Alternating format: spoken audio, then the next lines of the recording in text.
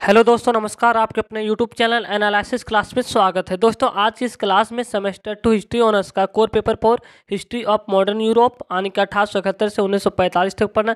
इसी से रिलेटेड कुछ इंपॉर्टेंट क्वेश्चन पेपर लेकर लाए हैं जो आपकी एग्जाम के विषय वेरी वेरी मोस्ट इंपॉर्टेंट प्रश्न है। तो चलिए समझते हैं बिल्कुल सरल शब्दों में। तो आपका पहला प्रश्न है, बर्लिन कांग्रेस के महत्व का वर्णन करें। ये आपका पहला प्रश्न जो आपका इंपॉर्टेंट प्रश्न, ये प्रश्न आपका 16 मार्क्स का प्रश्न पूछा जा सकता है। तो चलिए समझने का प्रयास करते हैं। बिल्कुल सरल शब्दों में है, आप आसानी से समझ सकते हैं। तो पहले हम बर्लिन कांग्रेस के बारे में इसका परिचय को लिखेंगे, इसके बाद इसको एक्सप्लेन करेंगे महत्व को। तो चलिए एक एक पॉइंट को समझते हैं, क्योंकि आप वीडियो को स्किप नहीं कीजिएगा, क्योंकि इनसे बहुत सारे ऑब्जेक्टिव प्रश्न बनते हैं और आप इससे शॉर्ट टाइप के 2-3 प्रश्न आप आसानी से लिख सकते हैं। तो चलिए विस्तार से समझते हैं। पहला आपका इसका हम परिचय देंगे। तो परिचय में आपको लिखना है, बर्लिन कांग्रेस एक सम्मेलन था। बर्लिन कांग्रेस एक क्या था? सम्मेलन था, जो 13 जून से 13 जुलाई सन 1878 ईस्वी के बीच जर्मनी की राजधानी बर्लिन में आयोजित हुआ था। तो यहाँ आपका मोस्ट इंपॉर्टेंट ऑब्जेक्टिव प्रश्न बनता है कि बर्लिन कांग्रेस का सम्मेलन कहाँ हुआ था। तो यह राजधानी जर्मनी की राजधानी बर्लिन में ही हुआ था। कब से कब तक चला था? तो 13 जून से 13 जुलाई सन 1878 ईस्वी के बीच चला था। नेक्स्ट है, इस सम्मेलन के आयोजन का मुख्य कारण क्या था। देखिए, आपको एक एक पॉइंट समझने वाली बात आप बहुत आसानी से एग्जाम में लिख सकते हैं अपने शब्दों में, अगर आप अच्छी तरीके से समझ गए। इसलिए वीडियो को स्किप ना कीजिएगा। इस सम्मेलन का आयोजन का प्रमुख कारण क्या था, इस चीज को समझते हैं। तो 1877-78 में रूस और तुर्की के बीच युद्ध हुआ था। आपसे प्रश्न यहाँ ऑब्जेक्टिव बनता है, रूस और तुर्की के बीच युद्ध कब हुआ था? 1877 से 1878। आप इस डेटा को याद रखिएगा तो आप लिखने में आसानी होगी। जिसमें रूस ने तुर्की के सभी क्षेत्रों में पराजित कर दिया। यानी कि जिसमें क्या हुआ कि रूस ने तुर्की के सभी क्षेत्रों में पराजित कर दिया और तुर्की के क्षेत्र पर अपना अधिकार प्राप्त कर लिया। कौन? रूस ने तुर्की को हराकर अब उसके जो एरिया था उसको कब्जा कर लिया। बर्लिन कांग्रेस सम्मेलन का मुख्य उद्देश्य था कि तुर्की और रूस के बीच शांति समझौता कराना। यहाँ ऑब्जेक्टिव प्रश्न बनता है कि तुर्की और जो रूस के बीच का जो शांति सम्मेलन कराना, इसका एक मुख्य उद्देश्य था। ये बर्लिन जो समझौता होना था, इसमें जो स्पेशल जो शांति समझौता के लिए निर्णय लिया गया था। नेक्स्ट है, इसमें सभी महाशक्तियों राष्ट्र में कौन कौन से देश शामिल होता है, इस चीज़ को देखते हैं। इनमें रूस देश, Britain, France, Austria, Hungary, Italy, Germany, इसके अलावा 4 बाल्कन राज्य और तुर्की ने भाग लिया था। तो सभी देशों ने, जो शक्तिशाली राष्ट्र हुआ करते थे उस समय, उसके सभी देशों ने भाग लिया इस बर्लिन कांग्रेस में, जिसका उद्देश्य क्या था कि रूस और तुर्की युद्ध के बाद बाल्कन के राज्यों की सीमाएं तय करना था। बर्लिन कांग्रेस इटली, जर्मनी, इसके अलावा 4 बाल्कन राज्य और तुर्की ने भाग लिया था। ठीक है, जिसका उद्देश्य क्या था कि रूस और तुर्की युद्ध के बाद बाल्कन के राज्यों की सीमाएं तय करना था, क्योंकि रूस ने उस चीज़ को कब्जा कर लिया था, काफ़ी क्षेत्रों को, तुर्की के हिस्से को, इसलिए एक समझौता बुलाया गया था। बर्लिन कांग्रेस सम्मेलन से 3 माह पहले यानी कि 3 मार्च 1878 ईस्वी में सैन स्टीफानो की संधि रूस और तुर्की साम्राज्य के बीच हुआ था। यहाँ ऑब्जेक्टिव प्रश्न बनता है कि सैन स्टीफानो की संधि कौन कौन से देश के बीच हुई थी। तो आपका राइट आंसर हो जाएगा रूस और तुर्की। हमने पिछले बार ऑब्जेक्टिव प्रश्न में भी इस क्वेश्चन को करवा रखे हैं, तो आप देख सकते हैं ऑब्जेक्टिव प्रश्न है, डिस्क्रिप्शन बॉक्स के नीचे लिंक भी दिया हुआ है। तो यह समझौता कब हुआ था, यानी कि संधि जो है रूस और तुर्की के बीच 3 मार्च 1878 ईस्वी में, जिसमें इसमें आइए इस चीज़ को समझते हैं, जिसमें तुर्की इस संधि से संतुष्ट नहीं था, जिसके बाद बिस्मार्क की अध्यक्षता में बर्लिन में एक सम्मेलन आयोजित हुआ था। ठीक है, जिसे बर्लिन कांग्रेस सम्मेलन के नाम से जाना जाता है। तो आप समझ गए होंगे कि बर्लिन कांग्रेस सम्मेलन क्या था। इस सम्मेलन के परिणाम स्वरूप बर्लिन की संधि पर हस्ताक्षर हुआ और इन दोनों की सीमाएं को तय किया गया। तो ये आपका हो गया बर्लिन कांग्रेस की समझौता। तो आइए अब इस महत्व को, इन सारी चीज़ों को समझते हैं, बर्लिन कांग्रेस के महत्व को। एक एक पॉइंट को समझने का प्रयास करते हैं। पहला आपका तुर्की का विघटन, यानी कि तुर्की का विघटन अलग अलग होना। विघटन मतलब ये हो गया। तो बर्लिन सम्मेलन में सभी महाशक्तियां राष्ट्र ने रूस और तुर्की के बीच सीमा या क्षेत्रों को बंटवारा कराने के उद्देश्य से सम्मेलन आयोजित किया था।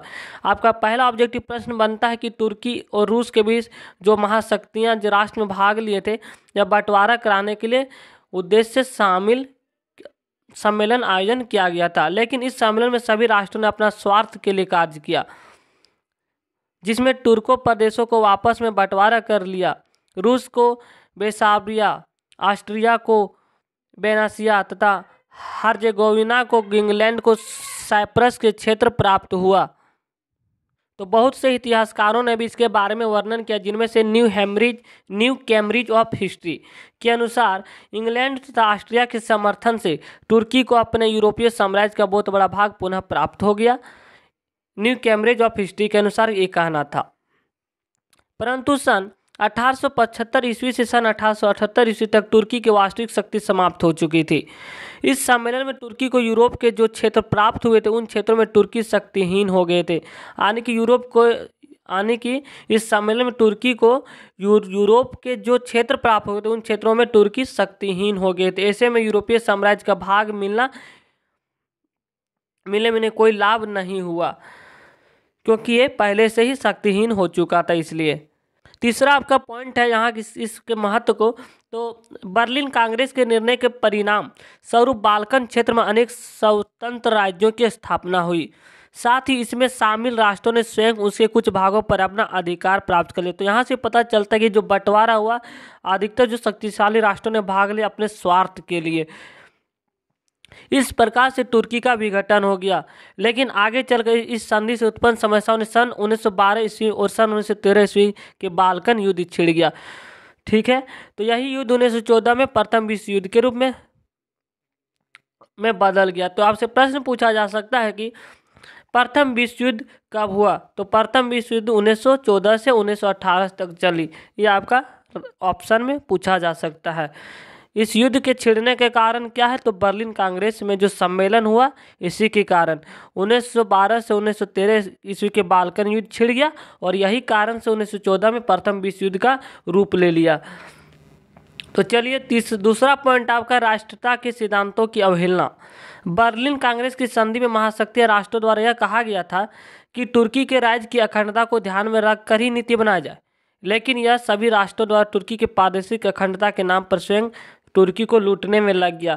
यहाँ एक बहुत इंपॉर्टेंट टर्म है कि इस स्पेशल जो है, अगर खास कर जो तुर्की राज्य के लिए अखंडता को ध्यान में रखकर नीति बनाया जाने के बाद कहा गया था, बट ऐसा बिल्कुल नहीं हुआ, क्योंकि बहुत से शक्तिशाली देशों ने अपने स्वार्थ के लिए लूटने का भी प्रयास किया, जैसा कि आप यहाँ देख सकते हैं।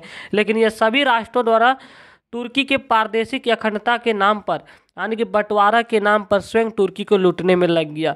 जितने भी शक्तिशाली राष्ट्र थे उन्होंने अपने ये फायदा उठाने में लगे। ये आपको यहाँ पॉइंट मिलता है। तीसरा पॉइंट है तुर्की के विरुद्ध अनेक विद्रोह हुए। तीसरा पॉइंट है तुर्की के विरुद्ध जो अनेक विद्रोह, यानी कि बर्लिन कांग्रेस की संधि के परिणाम स्वरूप तुर्की के विरुद्ध अनेक विद्रोह हुए, क्योंकि इस सम्मेलन में आर्मेनिया, मैसेडोनिया और बल्गारिया तथा सर्बिया के राज्यों से बिना किसी अनुमति ले तुर्की के अधीन राज्य कर दिया गया। इसलिए यहाँ पर विद्रोह हुआ, क्योंकि ना ही नियम कानून के बिना यहाँ 4 जो राज्य है, सर्बिया, बल्गारिया, मैसेडोनिया, ये सब के राज्य से बिना किसी अनुमति लिए जो है तुर्की के अधीन कर दिया गया। तो यहाँ तो लड़ाई होना तय है, जिसके कारण इन सभी राज्यों ने तुर्की के विरुद्ध विद्रोह कर दिया। ये राज्य इस प्रकार के। तो चलिए इन चारों राज्यों को देखते हैं थोड़ा। तो आपका पहला राज्य है मैसेडोनिया। बर्लिन की संधि ने मैसेडोनिया की एक समस्या का कोई हल नहीं निकला, और क्योंकि इसके ऊपर कोई कानून भी नहीं बना था, उसे जबरन तुर्की को सौंप दिया गया था, ये कहा जा सकता है, अधीन कर दिया गया था। तो जिसके कारण यहाँ तो युद्ध छिड़ना तय है। तो चलिए इस चीज़ को समझते हैं। बर्लिन की संधि ने मैसेडोनिया की समस्या का कोई हल नहीं निकाला और उसके अधिकारों को नज़रअंदाज करते उसे तुर्की के अधीन कर दिया। मैसेडोनिया चारों ओर से बाल्कन देशों सर्बिया, बल्गारिया, रोमानिया आदि से घिरा हुआ था। मैसेडोनिया को अधिकार न मिलने के कारण आगे चलकर 1912 और 1913 में बाल्कन युद्ध हुए। तो ये भी कारण हुआ युद्ध का। तो इन्हीं से जो है 1914 में है क्या होता है, प्रथम विश्व युद्ध का रूप ले लेता है। दूसरा राज्य था बल्गारिया। बर्लिन की संधि से बल्गारिया संतुष्ट नहीं थे, क्योंकि बल्गारिया का जो विभाजन किया गया वह बिल्कुल अस्वाभाविक था। यही कारण है कि सन 1885 ईस्वी में पूर्व रूमेलिया और बल्गारिया एकीकरण हो गया, जिसमें यूरोप में गंभीर स्थिति उत्पन्न होगी। बिल्कुल बल्गारिया जैसा कि मैसेडोनिया में हुआ वैसा ही बल्गारिया में हुआ। अब तीसरा राज्य है बल्गारिया। बल्गारिया राज्य यानी कि बर्लिन की संधि से बल्गारिया राज्य भी संतुष्ट नहीं थे। बल्गारिया का जो विभाजन किया गया बिल्कुल अस्वाभाविक था। यही कारण कि सन 1885 ईस्वी में रोमालिया और बल्गारिया एकीकरण यानी कि दोनों राज्य मिल गए। कौन कौन? रोमालिया और बल्गारिया का एक एकीकरण हो, जिससे यूरोप में गंभीर स्थिति उत्पन्न होगी। तो आपका तीसरा राज्य आर्मेनिया। आर्मेनिया में तुर्की ने भयंकर अत्याचार किया था। आर्मेनिया जो है तुर्की पर भयंकर आक्रमण किया था, जो भी कह सकते हैं। सन 1895 से 96 में वहाँ एक बड़ा विद्रोह हुआ। किसके किसके बीच? तुर्की और आर्मेनिया के बीच, क्योंकि इन्हें इसे सिर्फ बिना नियम कानून के ही तुर्की देश को सौंप दिया गया था, यानी कि उसे अधिग्रहण कर लिया, जिसमें लगभग 26,000 लोग मारे गए थे। यहाँ एक बहुत बड़ा युद्ध हो जाता है आर्मेनिया और तुर्की के बीच, जिनमें से 1895-96 ईस्वी में जिनमें से 26,000 लोग मारे गए थे। अब 1904 से 1906 ईस्वी में वहाँ पर दोबारा विद्रोह होता है। एक बार फिर से विद्रोह का रूप ले लेता है 1904 से 1906 ईस्वी में आर्मेनिया और तुर्की के बीच। तो यहाँ पर देखा जाए तो लगातार तुर्की के साथ युद्ध होता रहा, लेकिन इस विद्रोह भी निर्दयता से कुचल दिया गया। यूरोपीय राज्यों ने हस्तक्षेप किया। यहाँ भी बहुत से शक्तिशाली राष्ट्रों ने अपना स्वार्थ के भांति कार्य किया, लेकिन उसका कोई लाभ नहीं हुआ। नेक्स्ट पॉइंट है ऑस्ट्रिया और सर्बिया के बीच, यहाँ भी संघर्ष हो जाता है। बर्लिन कांग्रेस के समझौते ने ऑस्ट्रिया और सर्बिया के बीच संघर्ष को और भी बढ़ा दिया। बर्लिन जो कांग्रेस के बीच जो समझौता हुआ, जिनमें से ऑस्ट्रिया और सर्बिया ये दोनों देश के बीच संघर्ष की ओर भी बढ़ा दिया। ऑस्ट्रिया को जो है बोस्निया तथा हर्जगोविना के प्रदेश में मिल जाने से सर्बिया अधिक नाराज था, जिसके परिणाम स्वरूप ऑस्ट्रिया और सर्बिया में शत्रुता बढ़ती गई। यही संघर्ष आगे चल के प्रथम महायुद्ध के कारण बना। तो आप देख सकते हैं यहाँ पे ऑस्ट्रिया और सर्बिया, यहाँ दोनों देशों में टक्कर हुई, जिनमें से आप देख सकते हैं कौन कौन सा देश है यहाँ पे? बोस्निया तथा हर्जगोविना के प्रदेश मिल जाने से सर्बिया जो है अत्यधिक नाराज था। सर्बिया एक देश है, जिसके परिणाम स्वरूप क्या हुआ कि ऑस्ट्रिया और सर्बिया में दोनों के बीच जो है संघर्ष हो गया, यानी कि इन दोनों के बीच युद्ध छिड़ गया, जिसके कारण आगे चल के महारूप संघर्ष के रूप ले लिया। पांचवा, रूस पर क्या प्रभाव पड़ा? बर्लिन कांग्रेस के सम्मेलन पर रूस पर क्या प्रभाव पड़ा? तो बर्लिन कांग्रेस सम्मेलन में रूस को पराजित होना पड़ा। रूस ने सेन स्टीफेनो की संधि में अनेक लाभ प्राप्त किए थे, परंतु ऑस्ट्रिया और इंग्लैंड ने इस संधि का जमकर विरोध किया। ऑस्ट्रिया और इंग्लैंड ने, जिसके बाद 1878 ईस्वी में बर्लिन कांग्रेस की संधि हुई।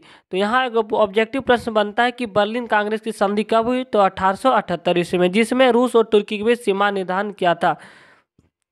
नेक्स्ट है आपका बर्लिन कांग्रेस के निर्णय से निराश होकर रूस ने अफगानिस्तान और तिब्बत पर अपना प्रभुत्व बढ़ाने का प्रयास किया, निश्चय किया, जिसमें रूस और इंग्लैंड के बीच, यहाँ भी देख सकते हैं रूस और इंग्लैंड के बीच तनाव की स्थिति उत्पन्न हो गई। नेक्स्ट आपका जिसका प्रभाव बर्लिन कांग्रेस का जो छठा प्रभाव पड़ा, टर्की को इंग्लैंड के प्रति असंतोष की भावना। इंग्लैंड ने टर्की साम्राज्य के विघटन को रोकने की बार बार घोषणा की थी। इंग्लैंड जो है टर्की साम्राज्य के विघटन रोकने की बार बार घोषणा की थी जब ये सम्मेलन हो रहा था उस टाइम, परंतु बर्लिन सम्मेलन में इंग्लैंड स्वयं ही टर्की को लूटने में सम्मिलित हो गया। यहाँ भी देख सकते हैं शक्तिशाली राष्ट्र ने अपने स्वार्थ के भांति यहाँ भी अपना कार्य किया। उसने टर्की पर दबाव डालकर साइप्रस का द्वीप प्राप्त कर लिया। कौन? इंग्लैंड। इंग्लैंड ने टर्की साम्राज्य के विघटन को रोकने की बार बार घोषणा की थी, और फिर यही क्या करते हैं कि परंतु बर्लिन सम्मेलन में इंग्लैंड स्वयं ही टर्की को लूटने में सम्मिलित हो गया। उसने टर्की पर दबाव डालकर साइप्रस की द्वीप प्राप्त कर लिया। कौन? इंग्लैंड देश ने जो है पहले क्या बोले कि इंग्लैंड जो है